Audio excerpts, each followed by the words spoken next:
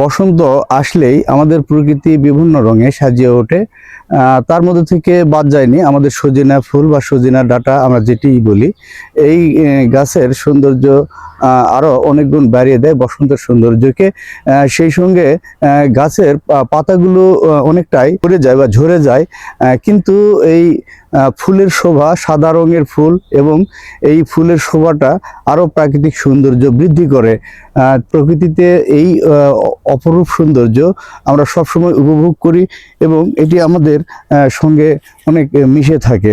এর সজিনা পাতা এবং সজিনা ডাঁটার বিশেষ ঔষধি গুণসম্পন্ন, এটি খাদ্য হিসাবে ব্যবহার করা হয়।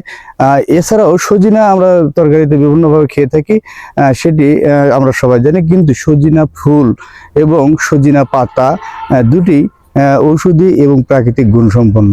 আমাদের গ্রাম বাংলার ঠিক মাঠের পাশে বা আমাদের বাড়িঘরের পাশে এরকম সজিনার গাছগুলো আমরা অনেক দেখতে পাই।